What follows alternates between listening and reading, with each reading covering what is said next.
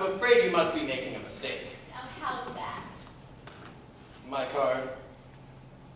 William C. Henderson, Internal Revenue Department. That's right. Well, what can we do for you? Does, Mrs. Martin Vanderwerf live here? Martha Vanderhoff. Yes, sir, that's me. Well, the government would like to talk to you about a little matter of income tax. Income tax. Yes. May I take a seat? No, just go right ahead. Is that Mr. Purdy, Mother? No, dear. It's someone from the internal something or other. Oh, all right. Pardon me. Oh, this seems to not want to quite. Not here, Mr. Pinno. Granny's busy. Oh, pardon me. Excuse me. Now, Mrs. Vanderhoff, I've written you several times, but have never received a reply. Oh, that's what those letters were about. I told you that from the government. According to our records, Mrs. Vanderhoff, you've never paid an income tax. That's right. Why not? I don't believe in it. Well, you own property, don't you? Yes, sir. And you receive an annual income from that. I do. Between $3,000 and $4,000? About that. You've been receiving it for years. I have. 1901 if you want the exact date. Well, the government is only concerned from 1914 on. That's when the income tax started. Well? Well, it seems, Mrs. Vanderhoff, that you owe the government 24 years back taxes. Oh, no.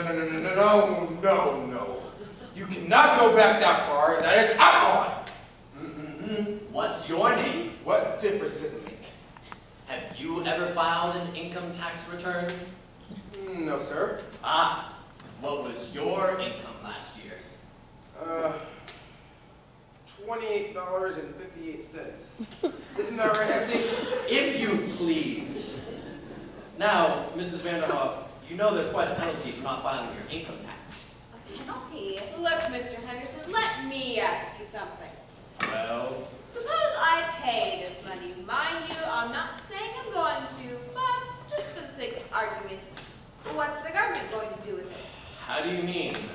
Well, what are the government going to give me? If I go to Macy's and buy something, there it is. I see it. What's the government going to give me? Why, the government gives you everything.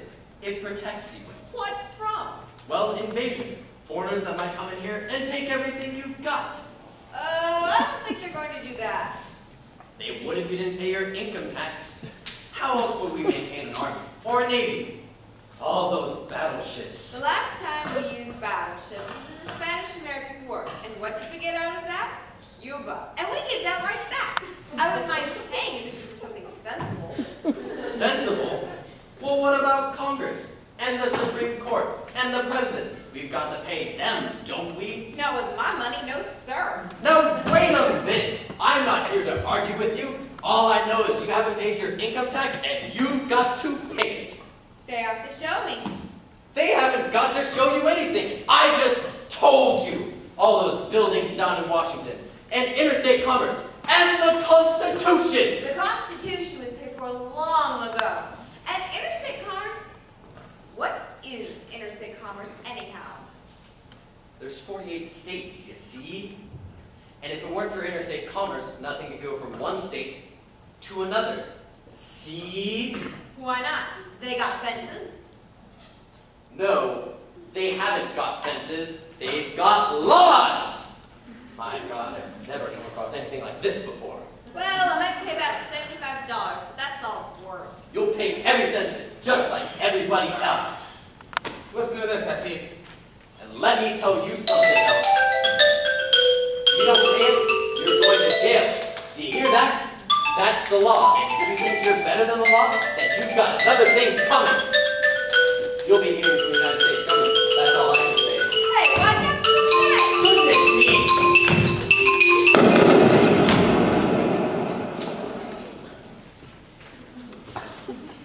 How was that? Who's running? How does that sound to you folks? I liked it. My goodness, he was mad, wasn't he? Yes, but the whole thing is so silly. Oh, he forgot his hat. Say, what size is that hat? 7 1/8. Just right for me.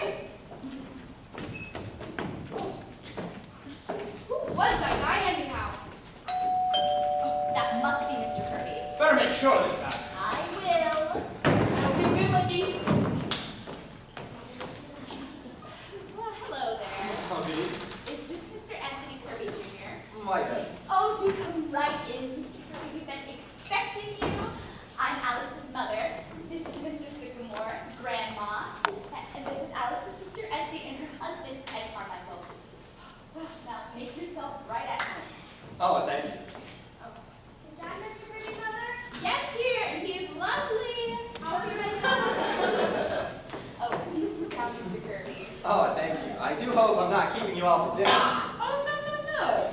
Have a tomato? No, thank you. That's quite all right. Oh dear, I'm sorry. I forgot to introduce Mr. Penna. Mr. Penna, Mr. Kirby. Wasn't I reading about your father in the newspaper the other day? Didn't he get indicted or something? Hardly that. He only testified before the Securities Commission. Oh, yes, I'm sure there is nothing crooked about it, Mr. Penna. As a matter of fact, Alice has often told us what a lovely man your father is. Well, I know Father couldn't get along without Alice. She knows more about the business than any of us. You're awful young, Mr. Kirby, aren't you? To be vice president of a big place like that? Well, you know what that means, vice president. All I have is a desk with my name on it. Well, don't you get any salary? A little more than I'm worth, I'm afraid. Oh, no, you're just being modest. Sounds kind of dull to me, Wall Street. Do you like it?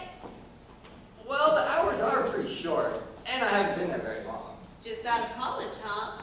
Well, I sort of knocked around for a while at first, just kind of had fun. What did you do? Travel? Oh, for a while, and then I went to Cambridge for a year. England. That's right. Say, what's an English commencement like? Did you ever see any? Oh, they're very impressive. They are, huh? Yes, and it seems that the fun's now over, and I'm facing the world. Well, you certainly got a good start, Mr. Kirby. Vice president and a rich father. Well, that's hardly my fault at all. So, now I suppose you're all ready to, settle down and get married. Come now, Penny. Sure Mr. Kirby knows his own mind. I wasn't making up his mind for him, was I, Mr. Kirby? Oh, that's quite all right. See, You mustn't rush him, Mother. well, all I meant was that he's bound to get married, and suppose the wrong girl gets him. Well, here I am, the vision in blue. Ah, I suppose you all had time to get acquainted? Oh, yes, we're just having a delightful talk about love and marriage. I came down as soon as I could. I couldn't mind it. Oh, thank you. Damn, those flies in the kitchen. Oh, Miss Alice, you look beautiful. Are you going somewhere? Yes, I'm going out tonight, Eva. Stepping, huh? That must be Valentine. I think we better go, Tony. All right. Grandma, you take your husband? Rabishka, my little Rabishka. Yes, that's Kalinkoff, all Good right. evening, everybody. Good evening, Mr. Colcott.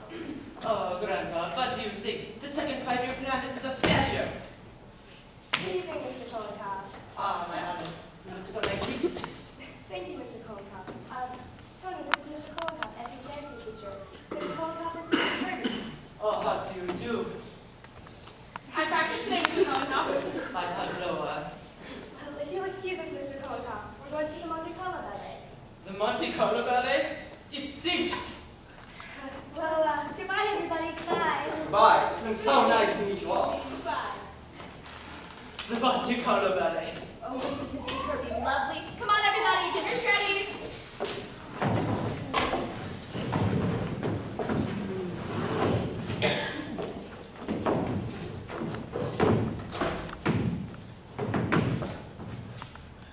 What did you think of Mr. Kirby?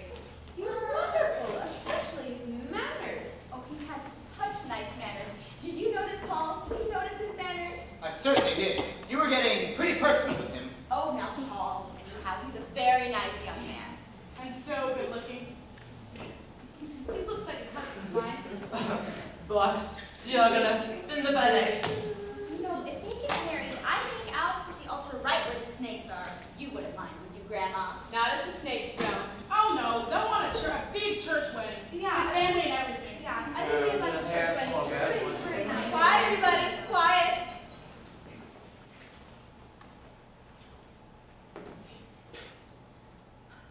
Well, sir, we've been getting along pretty good for quite a while now, and for that we're much obliged. Remember, all we ask is to go on in our own happy sort of way. Of course, we wish to keep our health, but other than that, we'll leave it up to you. Thank you. So, the second 5-year plan is a failure. Imagine Alice marrying a Kirby.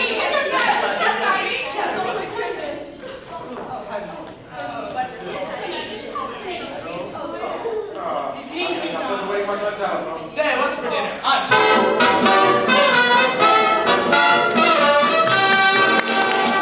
Tired of silence, what a silence, keep my possum down, Tell it to ya. Tell it to ya. Tony, sister, time to settle down.